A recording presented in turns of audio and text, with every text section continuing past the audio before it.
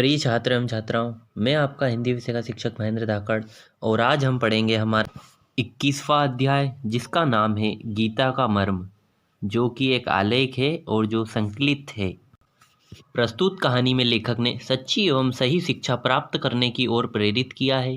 शिक्षा मात्र धनोपार्जन तथा यश प्राप्ति का साधन नहीं है, वरन इसका उपयोग मानव कल्याण के लिए होना चाहिए। ज्ञान को यदि हम अपने चरित्र में भी ढाल लेते हैं तो वह अधिक सार्थक हो सकता है।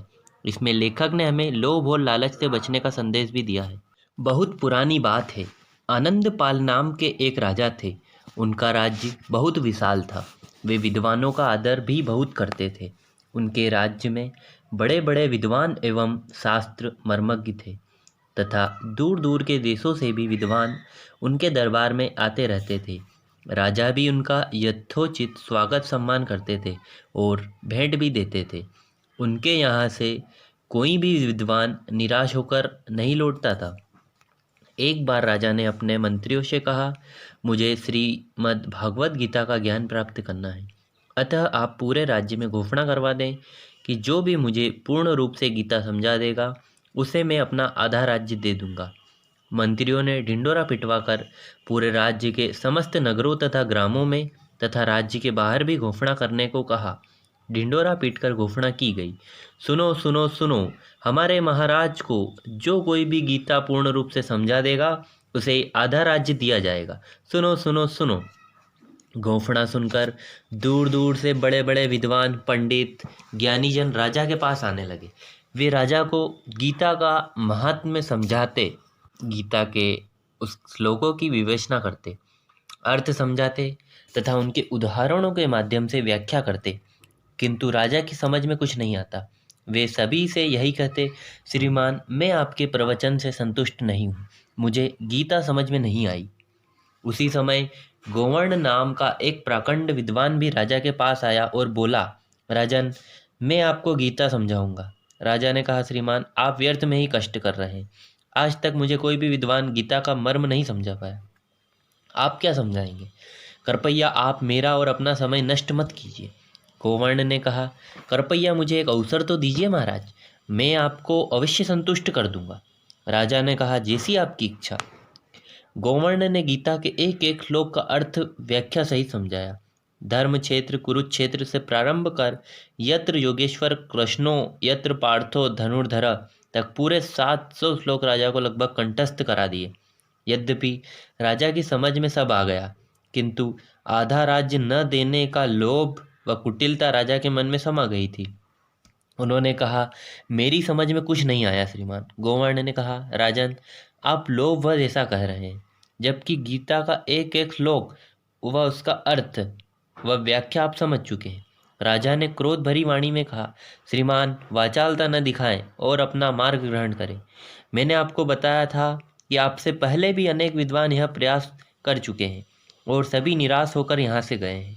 आपको भी मैंने पूर्व में ही मना किया था कि आप मेरा और स्वयं का समय नष्ट न करें।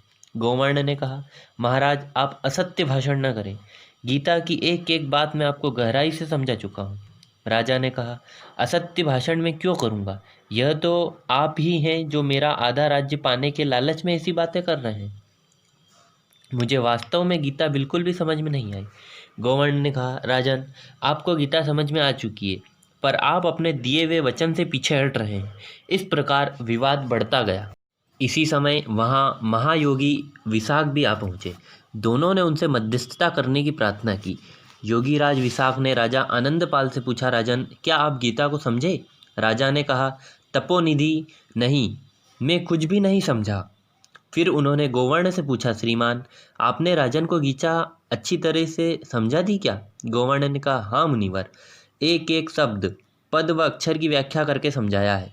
महायोगी विशाख गोवर्ण से बोले, सच तो यह है कि आपने स्वयं ही गीता का मर्म नहीं समझा, अन्यथा आप आधे राज्य के लोभ के कारण इस प्रपंच में नहीं पड़ते, क्योंकि गीता तो निष्काम कर्म करने की शिक्षा देती है, फल प्राप्ति की आशा से कर्म करने की नहीं। राजन ने भी अर्थ नहीं समझा है, अन्यथा विद्वानों का मान सम्मान करने वाले राजा का व्यवहार इस प्रकार का नहीं होता। वास्तव में दूसरे को उपदेश देने का अधिकारी वही है जो स्वयं उस पर आचरण करता हो। ज्ञान या स्वाध्याय का अर्थ हमें स्वयं को जानना है। विद्या ग्रहण करने के बाद भी जिसने स्वयं को न जाना वह उसी व्यक्ति के समान है जिसके पास नक्शा तो है पर मार्ग नहीं सूझता। ज्ञान हमें रास्ता बताता है, इससे हमारी विचार शक्ति बढ़ती है और देखने की शक्ति व्यापक हो जाती है तथा मनन करने की शक्ति में वृद्धि हो जाती है। हम किसी परिणाम पर युक्ति युक्त ढंग से पहुंचने का प्रयत्न करते हैं। विद्या से विनम्रता आती है और व्यक्ति शालीन बन जाता है।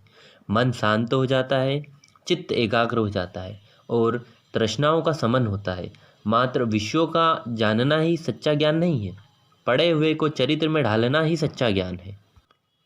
इसी तारतम्य में महायोगी विशाख ने एक और प्रसंग राजा आनंदपाल तथा पंडित गोवर्ण को सुनाया। उन्होंने कहा, एक बार अर्जुन देवलोक में इंद्र के पास धनुर्विद्या प्राप्त करने के लिए पहुंचे। परीक्षा में पूर्ण रूपेण सफलता प्राप्त कर लेने पर इंद्र अत्यंत प्रसन्न होकर अर्जुन से बोले, अर्जुन, तुमने अपने परिश्रम, पुरुषार्थ और लगन से धनुर्विद्या प्राप्त कर ली है। अब जाओ और पृथ्वी को जीतकर चक्रवर्ती राज का सुख भोगते हुए यश का उपार्जन करो। इंद्र की बात सुनकर अर्जुन उदास हो गए। उन्हें उदास देखकर इंद्र बोले, क्या बात है वत्स? अर्जुन ने विनम्रता पूर्वक कहा, धृष्टता क्षमा करे देव, विजय, यश और राज्य भोगने के लिए मैंने धनुर्विद्या प्राप्त नहीं की है। तो फिर इस विद्या का क्या करोगे? स्पष्ट कहो, ऐसा इंद्र ने कहा।